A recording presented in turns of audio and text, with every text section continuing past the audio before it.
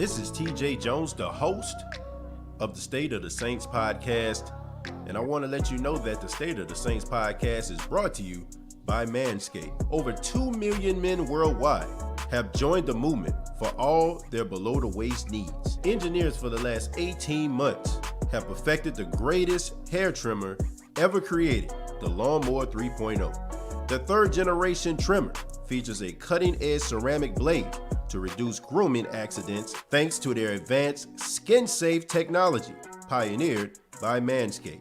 You can choose the Lawnmower 3.0 as well as other items by going to manscaped.com, and you can also save 20% by using the promo code StateOfSaints. That's manscaped.com. Use the promo code StateOfSaints and save 20% on the Lawnmower 3.0 as well as other Manscaped items. That's manscaped.com.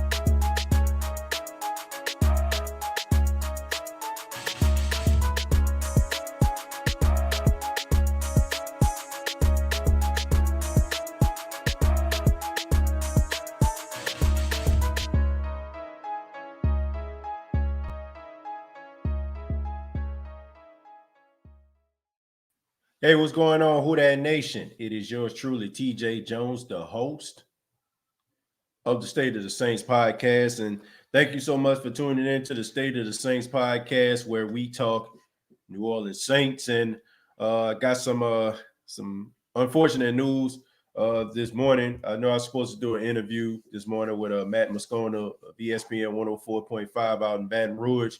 But for those that are probably out there in Baton Rouge, you've probably been dealing with some power outage issues. And Matt Moscona has been one of those individuals, man. I just got an email from him. His power went out earlier this morning, and you're just trying to get some things situated. So, unfortunately, we're going to have to push back the interview with Matt Moscona.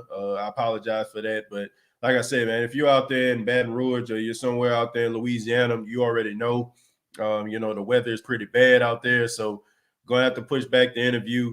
But I still wanted to do a show because, you all come here every single time and you all want a show, so I decided to kind of just switch it around and make this a Saints Q&A edition of the State of the Saints podcast. So what I'm going to do is I'm going to answer a few of your questions, and, then we'll move forward, and I'll let you all know, keep you posted on the day that Matt Moscona is going to be a part of the State of the Saints podcast. We can link back up.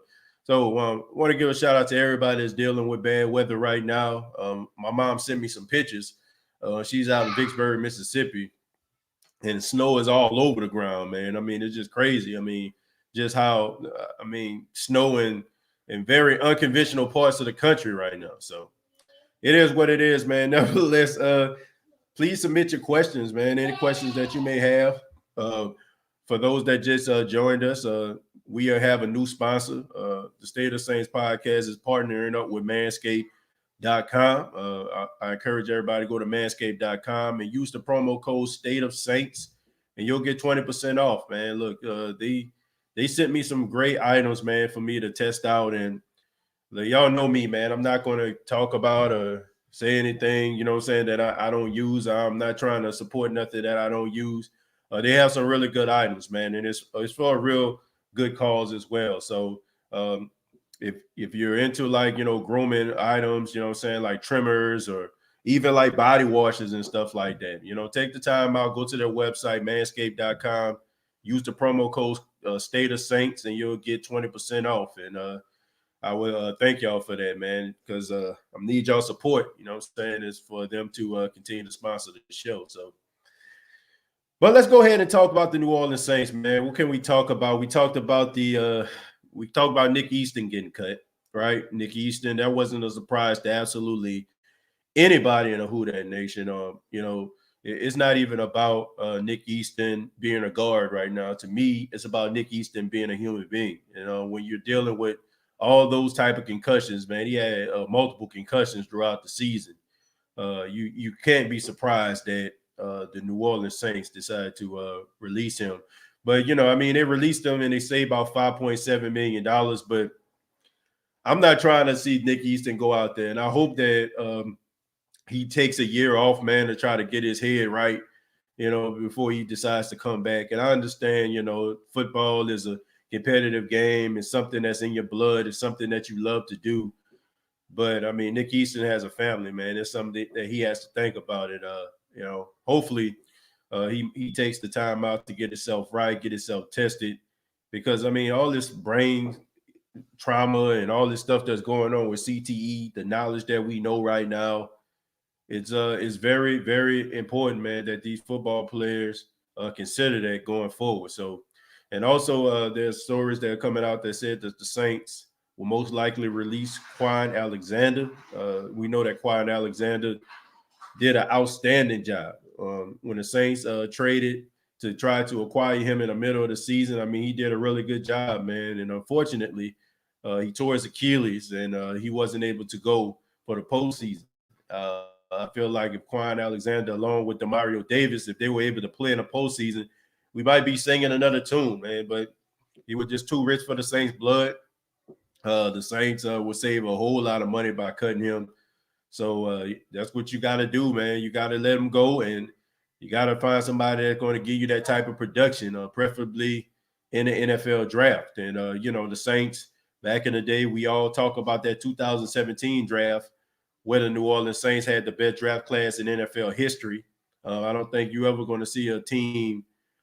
First off, they had the offensive and defensive rookie of the year on the same team, multiple All-Pros, multiple Pro Bowls from that 2017 draft. So if the Saints can replicate that, hopefully this year, they can get back on track. That's how teams build that Super Bowl caliber team. That's how they build the team, right? You combine those draft picks with formidable free agents, and you build your team around those guys, and you have something. And the Saints for the last 4 years have had a really good football team, and they just wasn't able to cash it in with a Super Bowl, which is unfortunate to all of us, man. And it's even more, it's even more frustrating when you watch the team like the Tampa Bay Buccaneers just do it in 1 year. So I'm just more focused on the Saints just trying to make sure that they get good draft picks. This isn't one of those drafts where you can squander a draft pick. This can't be like the 2015 draft or whatever. This can't be like that. Can't be like, I won't say 2014. Excuse me, the 2014 draft where you squandered picks when you was getting Vinny Cincinnati and all them other cats. You know what I'm saying? Like you can't do that, right? You can't squander draft picks. You got to make sure that you're doing your due diligence. Jeff Ireland and crew, they got to make sure they're doing a good job. Terry Fontenot is no longer there. He was the guy who was kind of the man behind the scenes. So they got to make sure that they get a good draft going, man. And if they do, then we'll be just fine. But if they don't, then we're going to be in a lot of trouble, Who Dat Nation. Not too concerned about the salary cap. I think Kai Harley, the guy that deals with the numbers. Some of you probably know who he is. Some of you probably don't. But he works alongside Mickey Loomis, and he is the cap wizard. Mickey Loomis gets a lot of the credit, but Kai Harley is the guy that nobody really talks about. That's the brother who puts the numbers together and makes magic with it. And he's the guy that we don't celebrate enough. But I have a lot of confidence in Kai Harley, Mickey Loomis, his crew. Got a lot of confidence in Jeff Ireland and his crew to get the Saints where they need to be and put a good, solid team on the field. So want to hear from you all. Now, let me know what you all think. Going to take a few of your questions. Let's start with Joe. Joe says, morning, TJ and everyone. Who that? Jerry says, it's okay, TJ Jones. Yeah, I apologize for that, man. Yeah, I apologize for that, man. Matt is, out there taking care of his family and stuff like that. And out there in Baton Rouge, I see Chosen. He co-signed saying they ain't got no power out there. I mean, when I seen T-Bob talking about T-Bob Baby, my guy, I seen him talking about it this morning. I said, well, if it's affecting T-Bob, I know it had to be affecting Matt, and I'm pretty, I kind of, interact with T-Bow quite a bit. So, I mean, it's just, it's unfortunate, man. But I'm just glad everybody's okay out there. Glad as everybody's safe, man. If you're on these icy roads and you're in a city where they're not used to having snow, please stay at the house, man. I mean, my wife showed me a very disturbing video out there in Dallas Fort Worth on Highway I-35 for some of the people out there in Texas, man. And you just see cars just crashing into each other, man, because they can't stop. And out there in Texas, man, it's not used to snow. They're not used to those cold conditions. And I mean, they had like a 50 to 100 car pileup out there, man. It was just crazy. So I want everybody to be safe out there, man. If you don't have to go anywhere today, just stay at the house. I understand, you want to go somewhere, you want to do some things, but just wait till the roads are okay for you to move, man. I understand you probably like, I'm just going up the street or around the corner, but man, you don't want to be messing around with that stuff, man. It's serious business out there. So stay at home if you have to, and you can enjoy the State of the Saints podcast. All right. Miguel says, TJ, do you think the Saints will hear? I'm not sure what you mean by that, Miguel. You have to resubmit your question on that one, man. I apologize. I'm not sure what you meant by your question. Casey says, do you see Watt coming to the Saints? I can see J.J. Watt possibly coming to the Saints. I mean, he will have to take a significant pay cut. J.J. Watt, this was the first time I think this past season he played a full season in 2 years.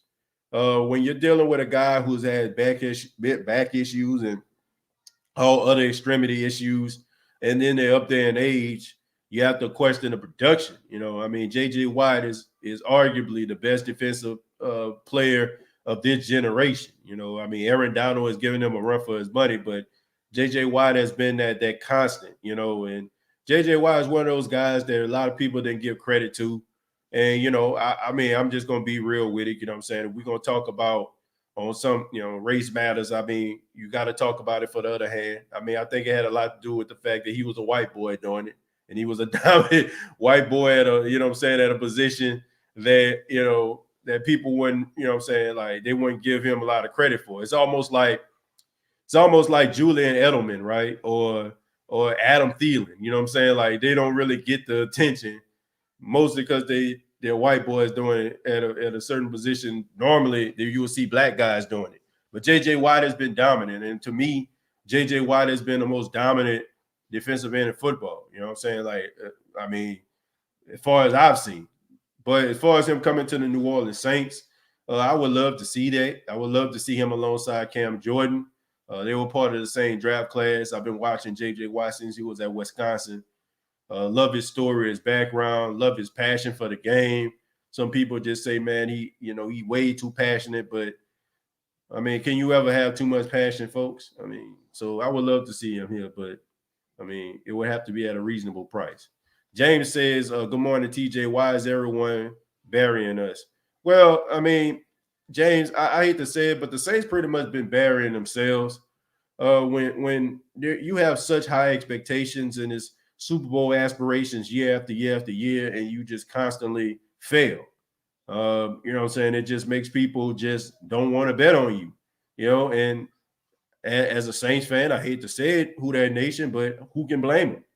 I mean, who can blame the national media, even local media, for not, believing in his football team? I mean, we've seen that these guys had the tools for success and they failed. You know what I'm saying? And as a fan, I'm going to keep on saying who that, and I'm going to be optimistic, but I'll be lying to you if I say that these last couple of years haven't been very frustrating. And they're more frustrating for me is because I've been a Saints fan for so long, and I've seen when the Saints were just god awful, and it was just to a point where you just knew that the Saints were going to suck, but you still was going to root for them because it was your hometown team, and you wanted to never give up hope. But when they used to suck and they lost, you felt bad, but you didn't feel as bad because you're like, well, if they win, it would be a miracle. But for them to be as good as they've been for the last 4 years, and they have absolutely nothing to show for it,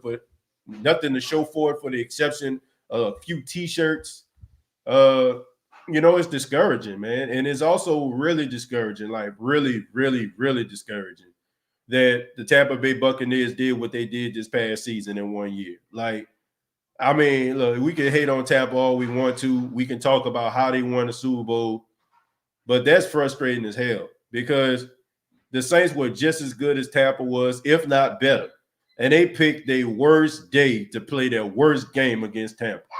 And you get tired of watching that. And you think about some of the things that could have happened, but it's just so frustrating, man, to see. But I wouldn't say that the media buried the Saints. They buried themselves, to be honest with you.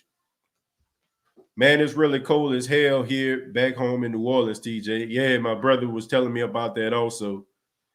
Yeah, man, shouts out to everybody in New Orleans, man. I mean, I know y'all getting weather that you ain't never, y'all not used to getting. Harley says, what are the chances of Jimmy Graham and Ingram coming back and your opinions on it? Well, look, if Jimmy Graham can come back and be a red zone threat, then I'm all for that. But I'm interested to see what Adam Troutman can do. Out of all the rookies that we seen the Saints have, out of the three that were really the focal point, the Zach Barnes, the Cesar Ruiz, and the Adam Troutman, Adam Troutman was the guy who stood out, and you can see him emerging and getting better and better every single week. And I think probably that second game versus the Tampa Bay Buccaneers is when you see Adam Troutman, the light come on for him.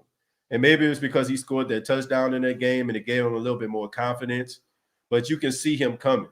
So I think we got to be real careful at trying to go out here and just getting guys at these positions. I know a lot of people want to get rid of Jared Cook, but you might have what you're looking for inside of the locker room already. All he needs is an opportunity. He's not going to get as many opportunities because you're paying Jared Cook. It's just as simple as that. If you're paying a guy like $10 million to play for your team, and then you got a guy on a rookie salary who's making probably, I don't know, like $8-9 million less, you're probably going to be putting that guy that's worth $10 million on the field because you're trying to get bang for your buck, in the words of Bobby Abel. But, I'm interested to see what Adam Troutman going to do. And if Jimmy Graham can come in, be a red zone threat, maybe a third down situational tight end, why not? But I just feel like you already got a guy who can catch the ball and you can block. We all know that Jimmy Graham, his biggest issue is he can catch the ball, but he can't block. So why would you want to just bring Jimmy Graham back in? You might as well just go out there and get another wide receiver. Do you think the front office and coaches we lost this offseason will have an effect on our next season? Well, of course, there's a reason why those guys left. They left because they were good at what they did. Aaron Glenn, Joe Lombardi. I mean, the list goes on and on. Dan Campbell. But, I mean, with success comes loss, right? The only difference is the Saints didn't win a Super Bowl. I mean, we've seen this, right? We've seen it when the Seattle Seahawks won the Super Bowl, right? When they blew out the Denver Broncos, and you seen the team start to get dismantled. You seen Dan Quinn become the head coach of the Falcons. You seen Chris Richard, you seen him leave, go to the Dallas Cowboys. So when teams start to see you being successful, they look at your squad, your coaching staff, right? And they say, we want some of that, and they go out here and they open up their checkbooks and try to pillage and pull some of these coaches. So yes, it's going to have an effect on it. I mean, when you have those guys together, they understand each other. They've been in the same locker room. Now you have to bring in new coaches. You have to understand their tendencies. You got to understand like how they do things. You got to build chemistry, So yes, it is going to be, it's going to play a role. How big of a role? I don't know. I don't want to say a huge role, but don't know. Already read that one. Scroll down a little bit. Thank y'all so much, man, for being a part of the State of the Saints podcast. Once again, Matt Moscona couldn't be on the show this morning due to the issues out there in Baton Rouge, the inclement weather, the power outages. So, yeah.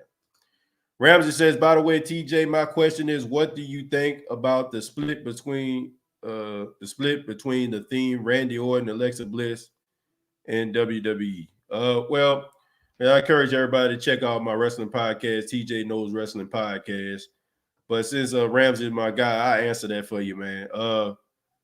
I like the fact that they allowing Alexa Bliss to do something. I think she's carrying Raw right now with the whole storyline with the Fiend, Bray Wyatt. Some of y'all probably like, what the heck is he talking about? But anyway, I like the dynamic. I like that Randy Orton is giving him something different. I just think that they're just kind of buying time. This reminds me of like the old Undertaker days where the Undertaker might, be off TV, like Kane might bury him alive, or back in the day, even further, Yokozuna buried him in a casket match, and he came back a couple months later. So it just seemed like to me like they're just kind of doing this whole slow burn storyline just to try to bring back the Fiend for WrestleMania. That's what I feel about it. But I like the storyline. Very intriguing, man. Uh, Damien says, "What the hell is wrong with the Pelicans?" I don't know, man. I thought they was like on a 4-game winning streak, if I'm not mistaken. And look, man, it's a new coach with Stan Van Gundy. Stan Van Gundy is a guy who can get the troops ready, but it just takes time, man. And I know what people like, man. Alvin Gentry. So I mean, anytime you have a coach that you like, and another guy come in and you don't see like, better results, you're like, man, why we ain't keep the other guy? But I don't know, man. Stan Van Gundy, I think he's gonna get the team ready. He's known as being a team builder. He's known for getting more out of less. I think about the Orlando Magic going to the NBA Finals back in the day when they had Javier Nelson and Hito Turkoglu and Rashard Lewis and stuff like that. And they had Dwight Howard. So I think he'll get them on. I think he'll get them back on track. It's just gonna take some time. I think we should just keep Adam Troutman and not sign a tight end. Well, I think you definitely need to sign a tight end, Miles, because here's the thing. As much as I like Josh Hill has a tendency of being hurt, and he deals with concussions quite a bit also. And when you have a guy that's dealing with multiple concussions, you really can't really count on him to be in a lineup as much. I mean, and you start to ask the question, like, how long is this guy going to be able to play? So you definitely need another tight end. But to me, I would try to get another tight end in free agency. You already got your young tight end that you can uptick his snaps. You also got a blocking tight end when it comes to like goal line, jumbo package situations. Say Josh Hill is a above average blocking tight end, also a red zone threat. And you get yourself somebody, free agency. I don't know exactly who it is. It can be a Jimmy Graham, or it can be like just another tight end that you can just kind of plug in there. Maybe, if Adam Troutman needs to get out the game, it's third down, like almost like Michael Human or Hoban Amalui, whatever his name was. He was like a third down guy. So you need somebody, you need an extra tight end. Who that from Miss 18 Degrees here? And shouts out to my mom. My mom in the chat. Good morning, Mom. Jared says, I'm staying home all day. Kim says it's bad out here in Jackson, Mississippi. Oh, yeah. Yeah, I seen that. Yeah, I heard that it was pretty bad out there, too. It's snowing everywhere down here in Louisiana. Yeah, Saint fans. That's true, man. I've heard and seen so many pictures, and I'm like, man, where all that snow coming from? Like it's not snowing at all out here. It's probably like about 40 degrees, but we ain't getting no snow. We got rain all weekend, and my power went out on yesterday. It was out for a couple hours. Me and Paxton went up in here, and luckily he had his tablet. His tablet was fully charged, and I took that time to put together a weight, a weight bench. So, and my wife was at work. So, I mean, we've got a lot of rain this weekend. That pileup was 160 a car pileup. Yeah, it was pretty bad. That was awful. That was awful, man. Can you imagine, like, just sliding down there and knowing that you can't stop and just, I don't know. And just imagine, like, you hearing all these cars, like, just crashing behind you. I mean, my goodness, what was going through the minds of the people. You seeing 18-wheeler trucks and stuff like that losing control. That was a mess. My goodness. I pray for those people. I know they had at least 5 people that died on that highway, man. And my prayers go out to their families. That's tough stuff right there. Quan Alexander can stay, but Thor must go. Yeah, man, I think we've seen the last of Alex Anzalone, unless the Saints are going to try to put him on special teams, and even that's a stretch, especially after what we've seen in that Kansas City game. My goodness. Brian says we need to leave all these old players alone. I agree with that, Brian. I think, look, the one of our biggest pet peeves and things that we do in the Who Dat Nation sometimes is when we see something that works, we try to replicate that, right? So we see that the Saints like to bring back those older players, right? Those old classic guys. And now it's like any other Saints player that get cut by another team, we want to bring them back. I mean, I even fall into that little trap sometime. Like I was like, why we can't bring back Eli Apple when he got cut by the Panthers and he can play on the inside, especially since Patrick Robinson was hurt. I thought maybe he can do a formidable job on the inside, but the Saints didn't do that. But I do think we need to be careful. That's not going to get the Saints where they need to be. Yeah, you know what I'm saying? It's good for nostalgia, right? We love those guys. We love Jimmy Graham when he was there. Well, I wasn't really a Jimmy Graham fan, but we love Mark Ingram when he was there. But at the same time, you got to look at what's best for your team, right? We got to look at what's best for this team going forward. And the biggest issue is the salary cap right now. Can the Saints deal with the salary cap issues that have happened over the course of the last few years? You know what I'm saying? Like them going out here trying to win now. Can they fix it? You know, and it's not going to be fixed by you going out there and getting a whole bunch of free agents and a bunch of names that everybody just know of. It's going to have to take draft picks and guys that are solid football players and guys that are not going to cost you an arm and a leg to get on your team, but guys that can be solid, that are going to do their job and going to play to the best of their ability. That is what's going to get the Saints over the hump. Not a bunch of names that we remember and we know for being good in the NFL. TJ, don't forget about JJ Watt. TJ Watt, his brother number 90 is just as good. That'd be an interesting duo. Yeah, well, I mean, look, that's the thing about JJ Watt. I mean, him being released, he can sign with any team he wants. So if he wants to go there with his brother, play alongside his brother, and maybe they had some kind of dream playing in the backyard or playing on the farm, and them two playing, together as a unit, then go for it. But I don't know, man. I mean, the Pittsburgh Steelers, I know they started off red hot. I think it was like 11-0, but they got a lot of issues, man. A lot of unanswered questions on that team. Number one is Big Ben Roethlisberger. What's his future looking like? Are you going to sign Juju Smith-Schuster, right? You still need a running game. James Conner, formidable, but he can't stay healthy.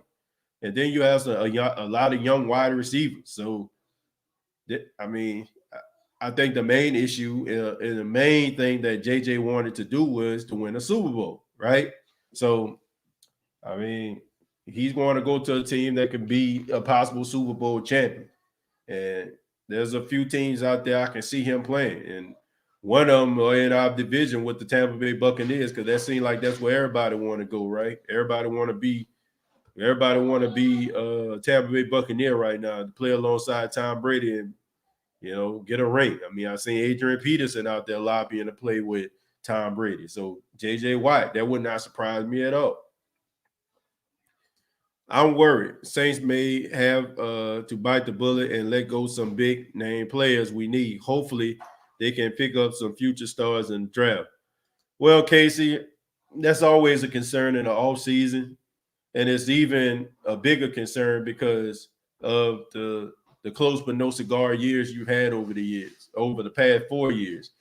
But it happens, man. And look, the most important thing is you got to keep your core players. You got to keep your cornerstone players. You got to keep your Kamaras. You got to keep your Thomases. You got to keep your Ramcheks, and you got to keep your Lattimores, and you already keep your Demario Davis. So there's leadership on every level there, right? You know what I'm saying? Like you got Cam Jordan there first level. You got Demario Davis second level and Marshawn on the third level. So you keep those guys, and then you build through the draft. I mean, look, if the Saints continuously hit the way they've been hitting in the draft, like they've been in the past couple years, then they should be okay, but going out there just getting a whole bunch of people and signing them to contracts, that ain't winning nothing. We gotten so much snow here in New York, I have to work no matter the road conditions. It took me 2 hours to get home from the hospital 2 weeks ago. Well, they ain't got no sympathy for y'all, Chanel. Y'all out there in New York, I mean, look, snow can be about, sitting 5 foot tall after it's been piled up. And they expect for y'all to show up. I remember when my cousin was staying out there in Massachusetts, I went out there and I stopped at a Target. I see people at a bus stop, and next to the bus stop, I mean, they just had snow that had to be piled up about 3 or 4 feet tall. And I'm like, they just standing out there like it wasn't nothing. And I'm just in awe because, I'm from the South. We ain't used to that kind of stuff. But, people in upstate New York, I guess they feel like they battle tested, right? They feel like they battle tested. So, they ain't got no sympathy for y'all. But we got sympathy for y'all because Lord knows I wouldn't want to deal with that cold all the time. J Rod out says, hit that like button. Who that from Las Vegas? Going on, J Rod out. Appreciate it. Damian said, hey, TJ, a lot of people sleep on the simple things, but how you feel about losing key coaches for our organization? I already said, Damian, I just feel like that comes with success. When you have when you're successful in anything, people are going to start wondering and looking and seeing how can they replicate your success. And the Saints have been successful. I know we wish they could have been more successful over these past 4 years, but nevertheless, they are successful.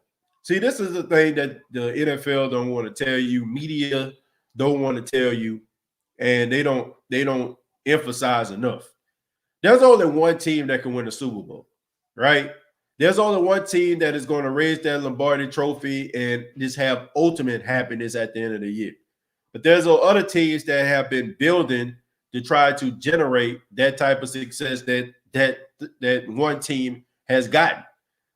But, you know what I'm saying? Like they tell you, oh, if it's a Super Bowl, then it's a failure. Well, you know what I'm saying? Like, yes, it is a failure, but there are levels of success, right? You know what I'm saying? Like if a person is, setting out a goal, right? And they got their ultimate goal, but along the way, they achieve these other goals. That don't mean that just because they didn't achieve that ultimate goal doesn't mean they're a failure. So people are going to start looking at organizations, right? You went in double-digit games for the last 3 years, right? 3-4 years. And, 49 wins, like solid defense, solid offense. Like, what are they doing? And how can we do that too? So it happens. Oh, so that is just a representation of how good this Saints coaching staff and organization has been. Like I said, it's unfortunate that we don't have anything to show for it except a couple of T-shirts, but nevertheless, it's still a successful organization, to say the least. I would call it a failing. It's hard to win a Super Bowl in this league. Yeah, it is. It's hard to replicate success year after year after year. And like I said before, and several other prognosticators that follow the Saints, we're all spoiled in the Who Dat Nation. Like we've had nothing but, well, I don't want to say nothing, but for the most part of 15 years, for the better part of 15 years, we had success. We've had success. We've won games. We've won championships. We won division titles, and with that comes expectations, and also, people be spoiled, in the process, right? Because when you're winning all these games, it's like, like, man, I feel good about this. But once upon a time, it wasn't always like this. It wasn't always like this, Who Dat Nation. Like for those that I say that were fortunate enough to see nothing but Saints success, you're good. But there were times when, I'm telling you, it was hard to stomach a Saints game. My goodness. It was hard to stomach a Saints game. But I'm just glad they're having success. Division championships don't matter anymore. We need a ring.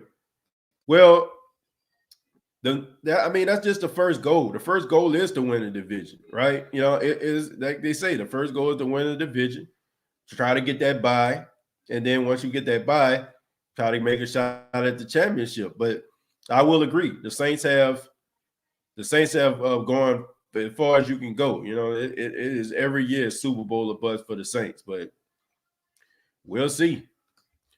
Who do you think the Saints would draft first, offensive or defensive player? Tyra, if it was me, I would be drafting a defensive player, preferably a cornerback. You're looking at the numbers. You're looking at people like Janoris Jenkins. Are you going to be able to keep him? To me, I think they need to get younger at that position. I think Patrick Robinson, he's about my age, about 33, 34 years old.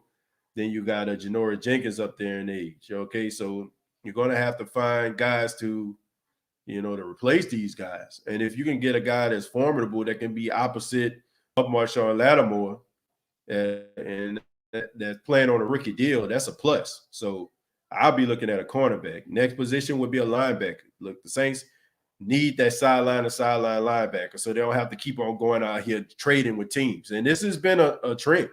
If you notice, what they got rid of, one of the linebackers, Beagle.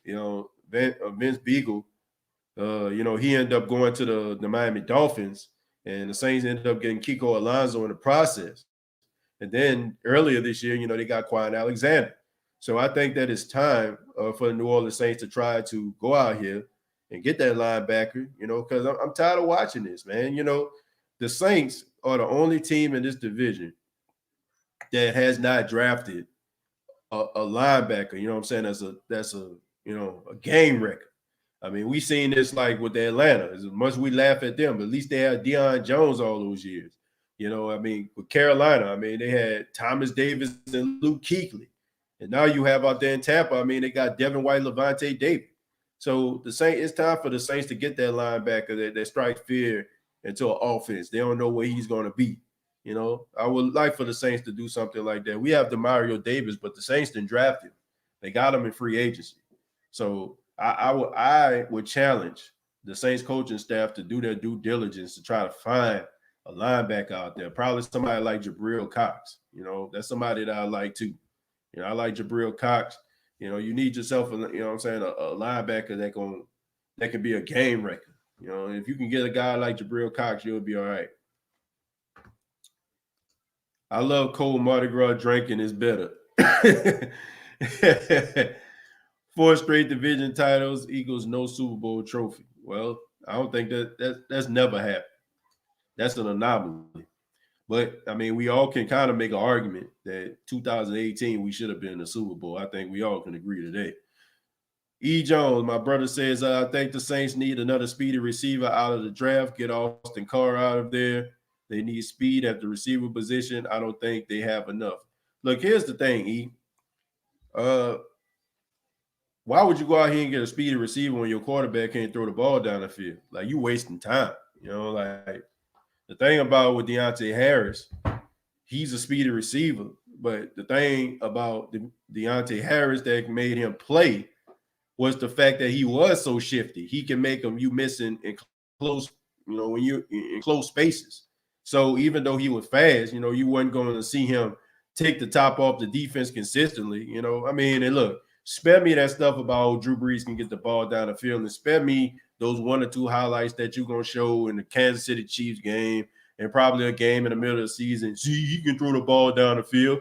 Look, I need people to understand the word consistently. Consistently means to happen again and again, more than one time, over and over, okay? Repetition, all right? The Saints didn't go out here to get a speedy receiver because they understood what they had. And look, that's what Sean Payton does. Sean Payton has done this over the years. He has gotten players that are good system players that work well within his system, okay? He understands what Drew Brees was. He understands Drew Brees' limitations, right? He understands them. So why would you go out there and get yourself a speedy receiver when you know that Drew Brees ain't going to get the ball down the field? Why would you go out here and go get a guy like Henry Ruggs III when you know that he ain't about to get the ball past 20 yards? And like I said, with Deontay Harris, you can throw the ball to him on a wide receiver screen. He can make somebody miss and go about 20, 30 yards. But he's making his own plays, right? You know what I'm saying? And also with Alvin Kamara. Alvin Kamara, you throw the ball to him, he makes guys miss. So, if you check it down to him, we seen that at Green Bay game, he can turn a play that should have been 2 yards into about 50 yards. So the Saints got guys that are shifty that can help out Drew Brees.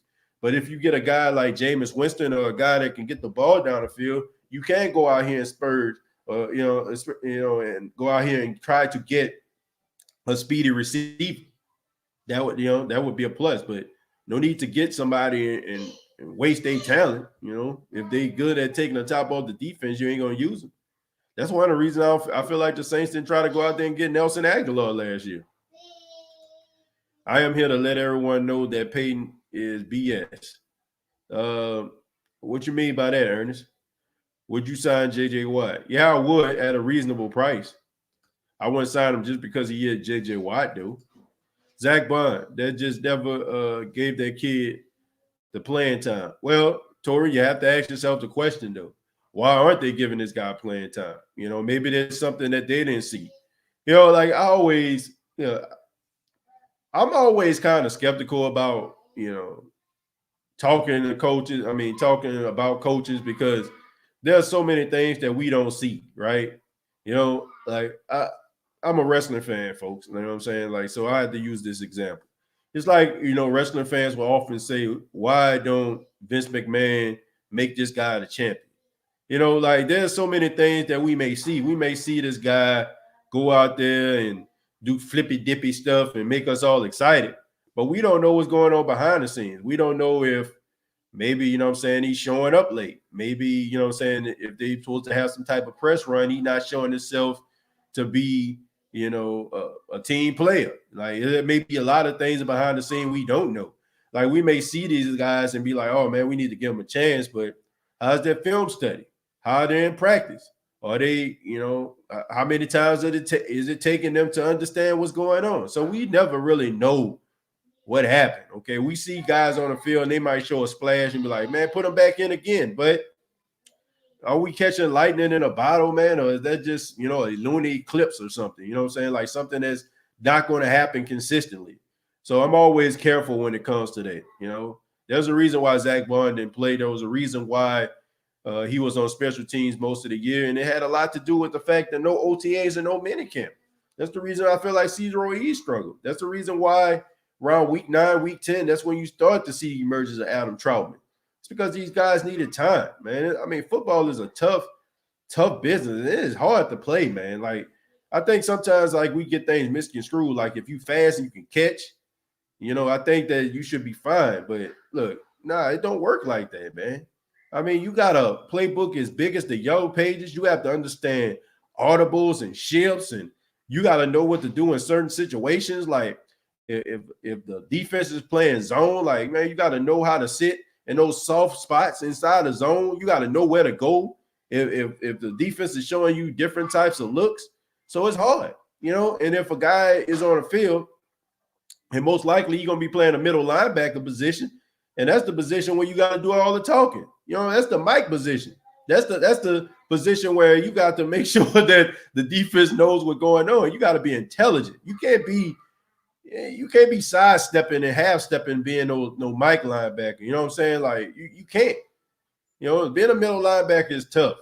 And being a football player in general is tough. And it's not just about me chasing this guy down and tackling. You don't want the guy to be out there being a sitting duck. So I would rather the Saints not use him and not destroy his confidence. And, him going out there just messing up over and over again. And then you have the issue with, building this guy's character back up. And that's another uphill battle. So I think the Saints did the right thing. If he's not ready, leave him in the oven. Give him another year.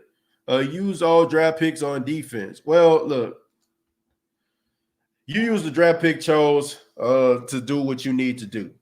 If you need a whole bunch of defensive players, get a bunch of defensive players. But get the right guys that you need, right? I don't care what they do.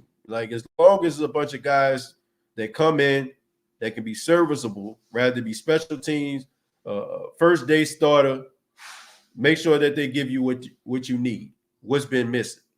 I want the Saints to be a better team, because of these guys, And I understand that when we look at the NFL draft, we look at these draft players and we expect these guys to change the landscape of our football team. We change our misfortunes if we're a really struggling football team. But it takes time. It takes time for these guys to get where they need to be. Brandon says, TJ, I believe Missouri linebacker Nick Bolton will be the Saints' first round and 28 pick. Yeah, Brandon, that's a good one too. He's a guy that's a very instinctive linebacker, a guy that can move. Look, I think the NFL is starting to get away from those hand on the ground, like type linebackers, just can put their hands on the ground alone. They got to be able to like guard those running backs and tight ends, and you got to be able to pass rush, right? You can't just, just out there just being one dimensional. These guys, these linebackers, they need to be able to guard tight ends and running backs. 100, I already read that one. Saints need a nasty dog, new dome patrol. Well, the Saints were coming on, look, I don't have any criticisms of the defense late on in the season. They were one of the best defenses in the league, and you can see it. You can see them trending in the right direction. You can see them with a mean streak. You can see the confidence these guys had. It was a lot of short tackling. Wasn't a lot of mistakes being made out there. Great communication. The only thing I feel like the Saints need to work on, I think they need to work on their eye technique. You know what I'm saying? Like the eye discipline, as they call it. Like there are so many passes that can be intercepted by the Saints. There are so many passes where I just feel like guys aren't running to the ball. They're okay with just deflecting the ball. And I look no further than my guy, Marshawn Lattimore. Like I think about that pass every now and then, man. That pass on third down where Scotty Miller, when Tom Brady threw the ball to Scotty Miller and Marshawn Lattimore jumped in front of the route and he dropped the ball, like he should have hit his head on the goalpost. If he would have stayed on his feet, could have got a pick six, and who knows, that would have basically changed the fortune of the Saints in that game. And I just feel like there's so many times where these guys are out of position. And I just want to see that. I want to see more turnovers in 2021. I want to see guys running to the ball. I want to see these guys being playmakers. So, okay, it's okay to break up a pass, and it's okay to deflect the pass, and I'm all for that, okay? Anyway, a wide receiver is not catching the ball, I'm all for. But let's try to get the offense back some possessions, Like, I think that a lot of the Saints games were nip and tuck is because that the offense basically had to play perfect, right? They had to play perfect because the defense couldn't get them back to football. I want to see more eye discipline in 2021. I want to see more turnovers. I want to see maybe a secondary player rather be a safety or cornerback. Let's have them in the top 5, in turnovers. Let's try to see if we can actually be a team that can generate some turnovers instead of a team that gives you okay defense. I'm kind of over that. Clarence, thank you very much for the $10. Says, hey, TJ, we'll be fine. We're going to get our linebacker. Listen, we could be the New York Jets, Chicago Bears. I can go on. We're built for the long haul. I promise you all. Clarence, thank you very much for the $10. Look, we're definitely not the Jets. We're not the Bears.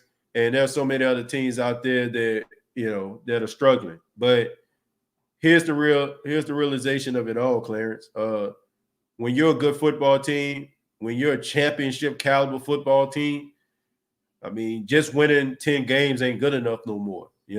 Like that's just a fact. Like we can't look at the Saints like the Jets because they're not the Jets. You can't look at the Saints like they're the Bears because they're not the Bears. We look at the Saints being the Saints, and the Saints have been one of the best teams for the past half of the decade. You know what I'm saying? They've been one of the best teams. They're like top 5 win-loss record. They own the record of 49 wins in the last 4 seasons, more wins than any other team in the last 4 seasons. So with that comes huge responsibilities, right? With great power comes great responsibility. That's what they say on Spider-Man. That what Aunt Jane said to Peter Parker. But I mean, that applies to life too.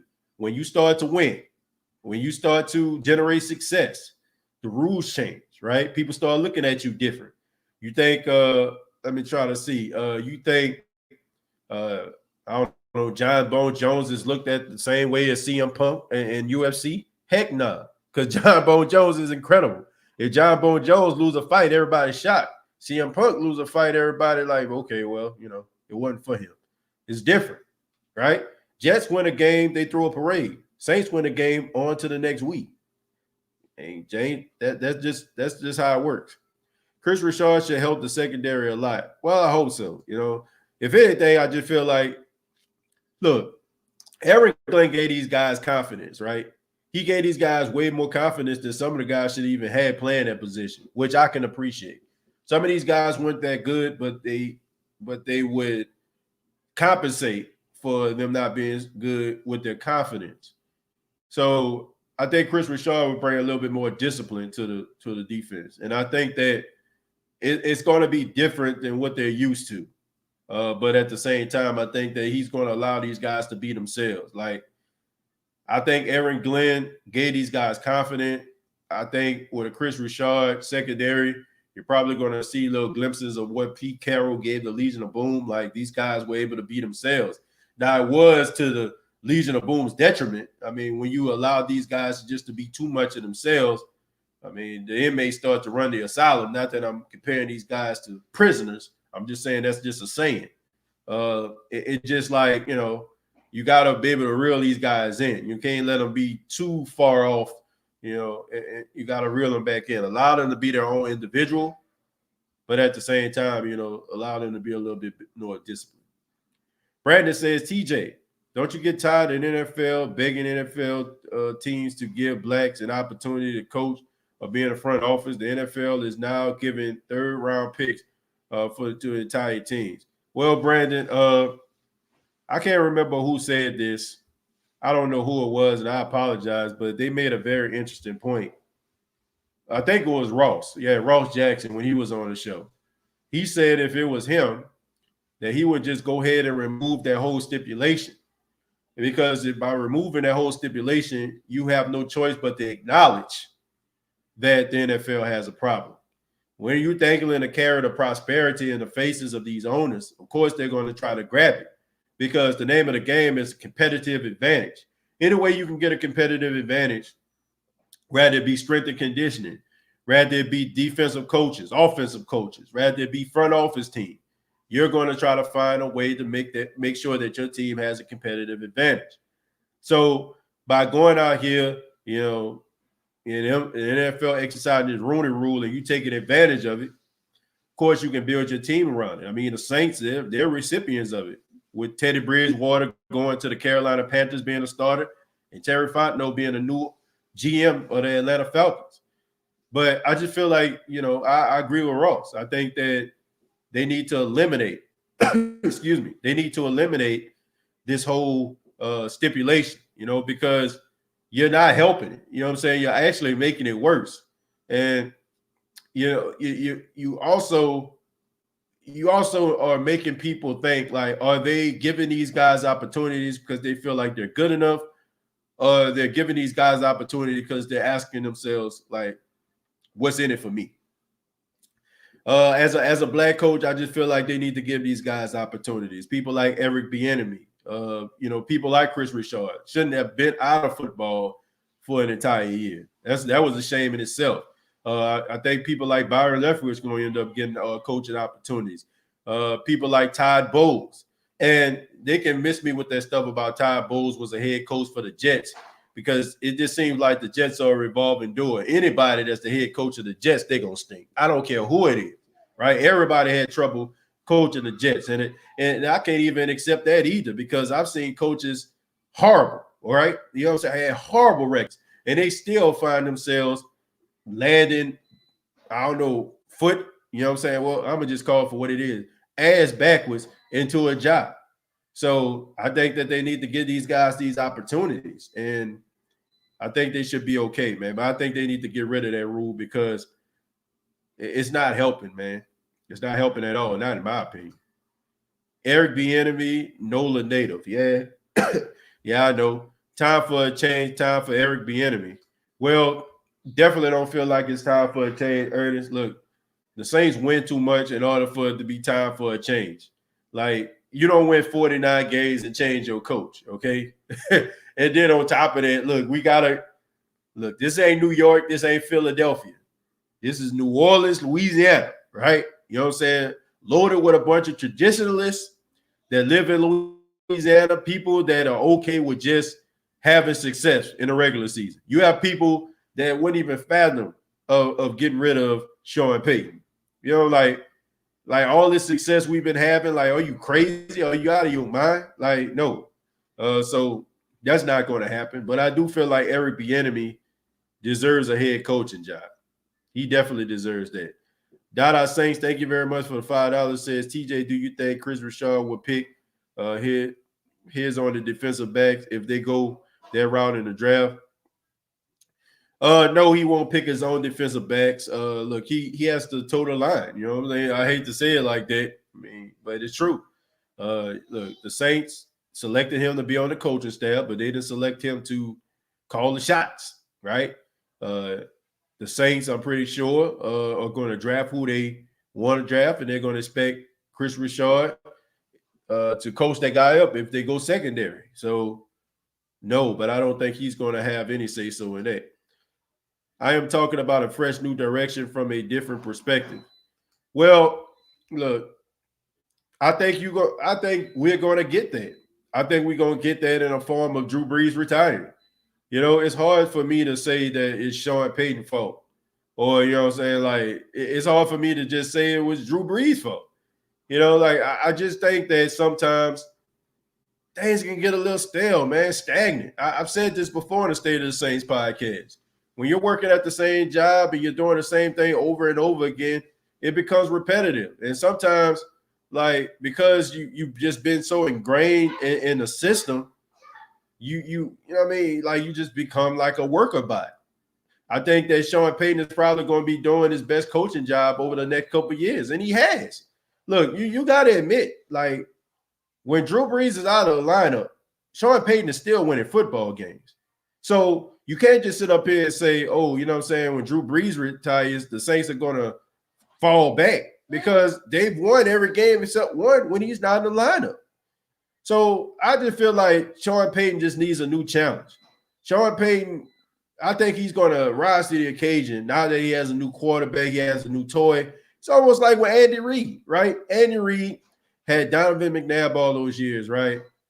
Then he leaves Philly, go to Kansas City, has Alex Smith over the years, and he do okay. But then when Patrick Mahomes comes, you see a resurgence of Andy Reid. So sometimes you need to break free from those things, man, to start really living again, to really start really challenging yourself again.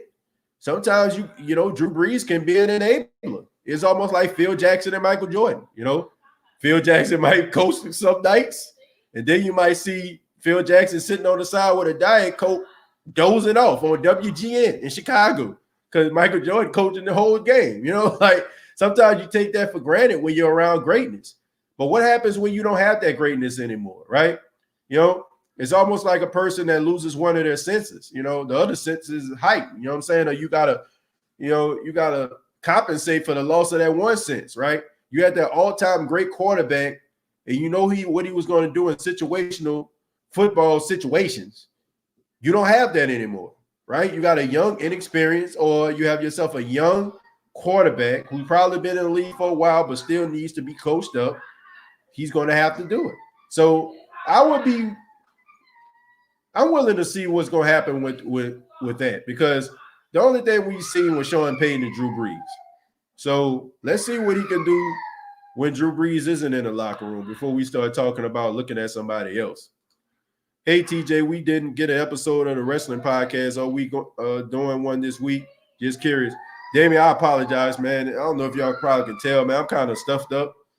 And over the weekend, man, I was just dealing with my sinuses and stuff like that. And, man, I just didn't get an opportunity to do it. And I do apologize for that. So I'm probably just going to put out 2 episodes this week to make up for it. But I do apologize, man. So, yeah, we definitely going to get one this week. Yeah, so I just had to kind of rest my voice, man. That was my fault. On Friday, I took a little nap with my son. And I slept under a fan, man. I woke up, my throat was sore, nose was stopped up. So just thought I'd take it easy this weekend. But I'm definitely going to come back with some more wrestling episodes. Probably, like I said, I'm gonna do 2 this week. Solo Slim says, I hope that new secondary coach that helps Seattle becomes the Legion of Boom. Well, look, you don't need to be the Legion of Boom. Let's just be formidable, Like let's make sure that we're taking advantage of some of these opportunities to create turnovers. That is the problem. We have to be bold, clear the house. I agree to disagree, TJ. Why would you clear the house when you got 49 wins, man? That makes no sense. Like, that don't make any sense, Ernest. I'm sorry, man. We definitely have to agree to disagree. You don't clear the house when you have 49 wins. And you don't that's just not smart, man. Like, and you can talk about Eric Bieniemy all you want to, man, but look, this ain't one of those situations where you have to just completely like just tear the whole house down. It's not. You tear the whole house down when you're the Jets. Tear the whole house down when you're the Jaguars. Tear the whole house down when you picking in the top 5. I mean, the Saints I don't think the Saints really been picking in the top 15 often. So you can't do that, man. Like, you can't just say it's tear down the house because you just satisfied with playoff, you know what I'm saying? Like what happening in the playoffs. Like, if Sean Payton gets fired today, he gonna have a job tomorrow. And then you're gonna really be pissed off when he goes to another team and he generates success and get over that hump. Because then you're gonna be like, why he couldn't do it with us? I'm not ready to get rid of Sean Payton. Like, I don't know what anybody you know what I'm saying, Ernest. I mean, you've been rolling with the show for a long time, and I respect your opinion, but I just think sometimes we take Sean Payton for granted. Like, this guy's won 8 games without Drew Brees and lost 1. You know what I'm saying? So that tells me right there that guy's one hell of a coach. And then on top of that, what a lot of people aren't paying attention to was the fact that this guy's able to compensate for Drew Brees' limitations. You don't have coaches that can do that, right? For a pass to get thrown downfield, he's smart enough to throw in Taysom Hill to throw the ball down the field. He knows that the Saints struggle in goal line situations when Drew Brees is, you know what I'm saying, going in the red zone. So he's smart enough to put Taysom Hill in the game. He's smart enough to put Jameis Winston in the game for a trick play to throw the ball down the field because he knows he has the arm to get it there. So it's way beyond just him as like sometimes you have to look at what you're dealing with and also in what situations. The way that Taysom Hill played in 04 games, I don't think many coaches would have won those football games with Taysom Hill as their quarterback. So, guy's a hell of a coach, man. Like, you can arguably, like, if he didn't generate so much success over the years, this guy probably would have been coach of the year. Like, seriously. The only reason why he wasn't even mentioned for coach of the year is because the Saints have been winning so many times over the years. The guy's a great football coach. I don't understand that. I believe Eric Bieniemy needs to get a job. I do. You know what I'm saying? I feel like he needs to get opportunities. Now, I have my thoughts about why he don't get a job, because a lot of people feel like he's a guy who is who is a recipient of, I guess, like, he's receiving all of this attention, but it's really Andy Reid that's really driving it. You know what I'm saying? It's almost like Pete Carmichael and Sean Payton, even though I don't think that's the case. But, but I do think he deserves an opportunity.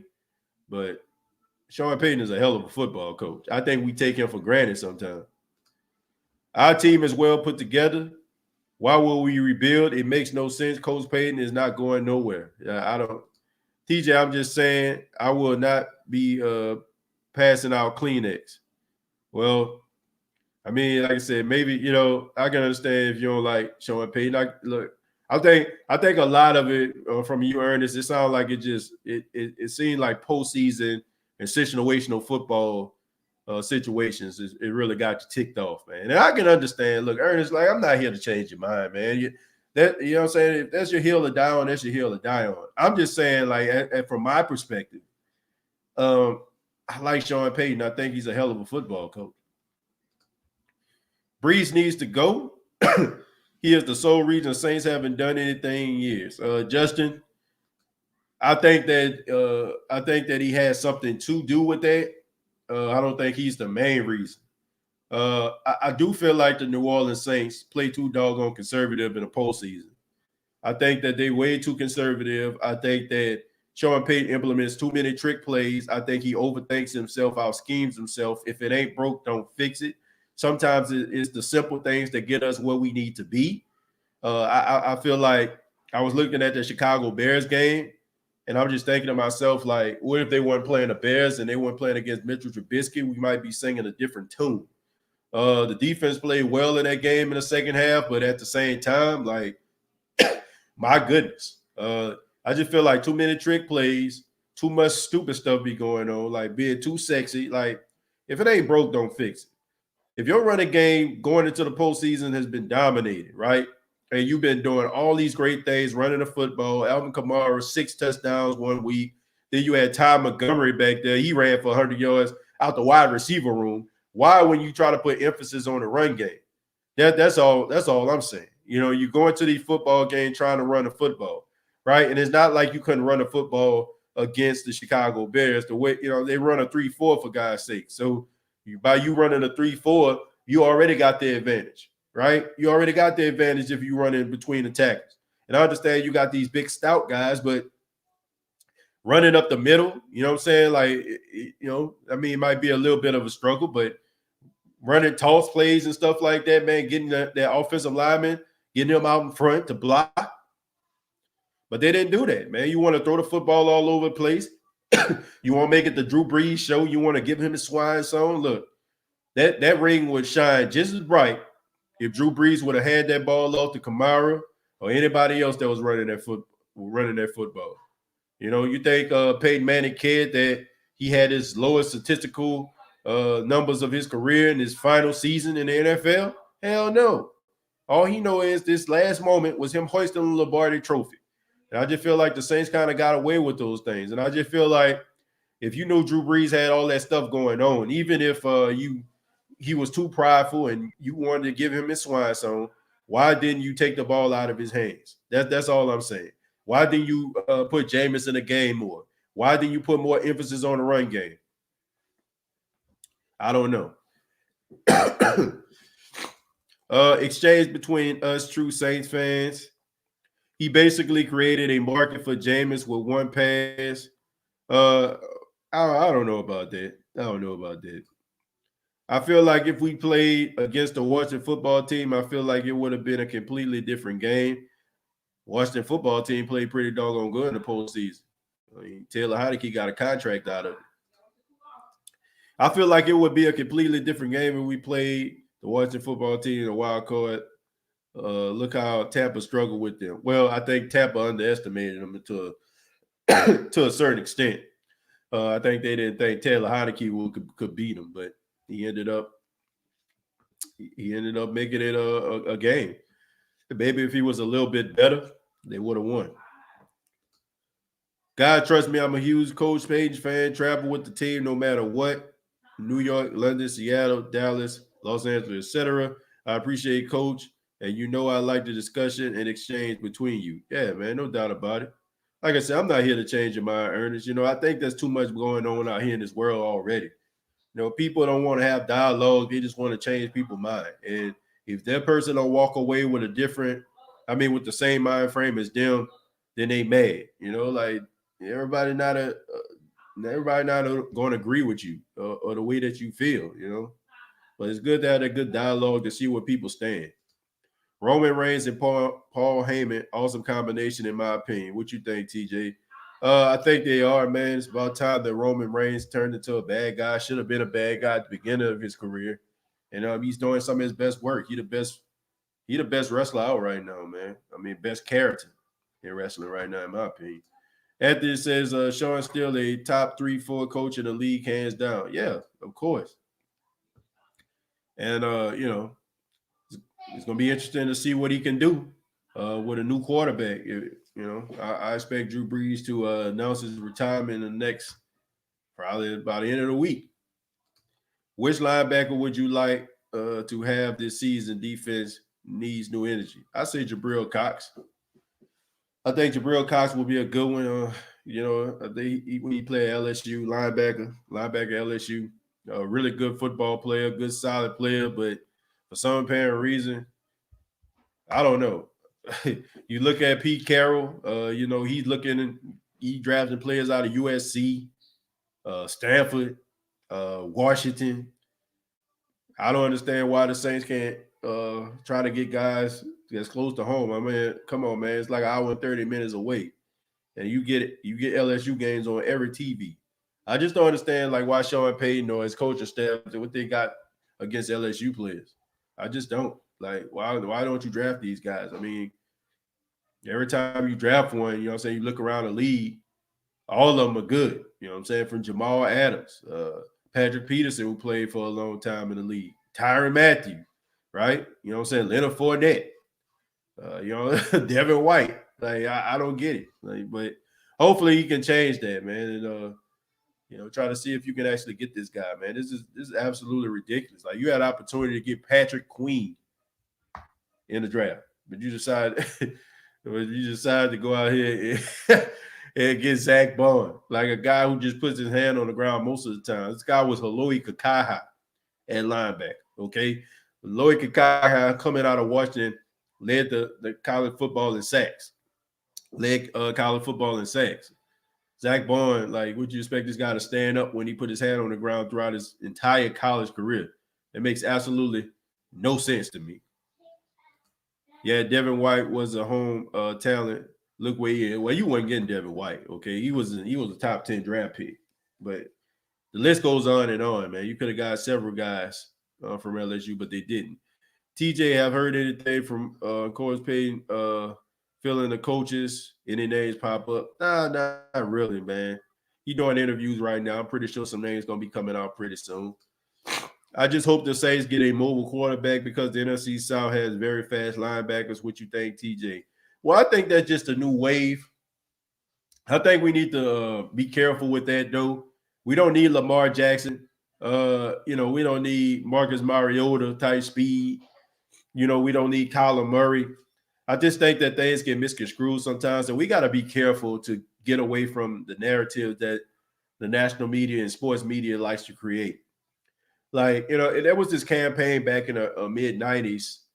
It was a major league pitcher, Greg Maddux, and he was on his commercial, and he was hitting home runs, and it said, chicks dig the long ball. And now it's like that's the narrative of the National Football League, the long ball. Like, if you're not throwing the ball 60 yards, if you're not taking the top off the defense, if you ain't got no bazooka arm, bombs away, then people just feel like you're not a successful quarterback. And, they put so much emphasis on guys like Mahomes and Aaron Rodgers, right? But those guys got 2 Super Bowls between both of them, and they're supposed to have all this type of talent, right? But look, if you can get a guy that can throw the ball down the field, you can get a guy when he's under duress, be able to, scramble for about 5 or 10 yards. I think you'll be okay. You don't need nobody to be out there blazing, running 40 yards up the field. Like, you don't need that. You just need a guy that, when a pocket breaks down, he can run. When a receiver gets open, he gets behind the defense, he can deliver the ball. I'm okay with that. I'm okay with a guy that can do that. I don't need a guy that can throw the ball 60 yards on his knees like a Kyle Buller or Jamarcus Russell could back in the day. I just need a guy that can go out there and do the right things. If it's not there, throw it away. If you see an opening lane, go out there and try to slide and get some yards. But we need to get away from this narrative. We need a scrambling quarterback. We need somebody that's elusive, that juke you out your shoes. And need somebody to throw the ball 70 yards. Like, nah, bro. All you need is somebody that's going to get the ball where it needs to be. And, be able to, scramble for a couple yards when the pocket break down. Sound good to me. But I do think that you need a quarterback that can scramble a tad bit, okay? You need a quarterback.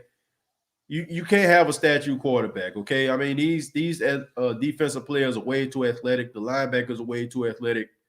And expecting the offensive line to, like, just stand there and just give you a clean pocket time after time after time with the athleticism and the ability and the strength and the speed of some of these defensive players, I think you're asking for too much. And I'm gonna read one more. Sanchez says, speaking of college, what do you think Nas often takes Ohio State players? New Orleans Saints. Okay, well, I think that's Sean Payton's allegiance to up north. I mean, we can't forget that Sean Payton is from up north in Illinois. Watching Ohio State football, Michigan football back in the day. I think that that kind of cleans to his heartstrings. And there's nothing wrong with those Ohio State players. I mean, these are some of the best players in the league, right? You know what I'm saying? Michael Thomas, Marshawn Lattimore, Joe Burrow, you know what I'm saying? He's going to be coming on. I mean, so it's not like he's wrong. What I'm saying is LSU has just as much talent. And I just don't understand, like, why would you want to pull from that type of talent? I just don't. They are loaded with talent.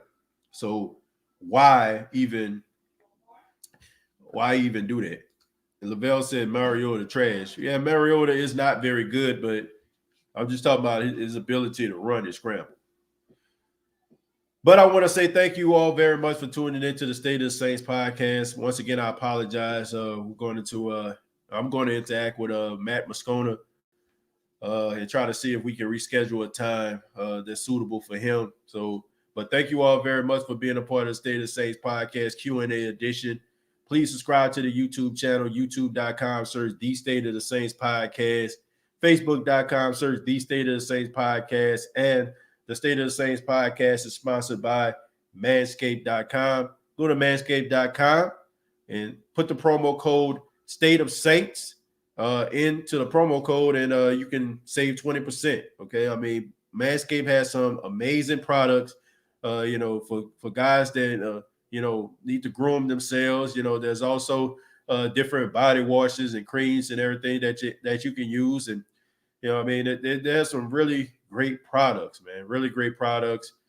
Some really revolutionary stuff, man. Great engineers have took their time to try to make sure that they give the best products possible. So go to manscaped.com and search their products. Use the promo code State of save 20% off, and I really do appreciate that. And also check out the TJ Knows Wrestling podcast that's available right now. TJ Knows Wrestling. This week, I got to do 2 shows. I do know one show is going to be about. The show that I'm going to do this week, one of them is going to be on The Rock. That's right, the most electrifying man in sports entertainment. We're going to be focused on The Rock. And the next show is most likely going to be focused on Brock Lesnar. We're going to be rather Brock Lesnar, or it's going to be another name, probably The Undertaker or something like that. But it's definitely going to be a show on The Rock this week. It's going to be between Brock and The Undertaker. It's going to be our focal point for the second show. So be on the lookout for that. Thank you all so much. I really do appreciate your time. Enjoy the rest of your day. Be safe out there. Don't travel the roads if you don't have to in this inclement weather. And like always, all I got to say is,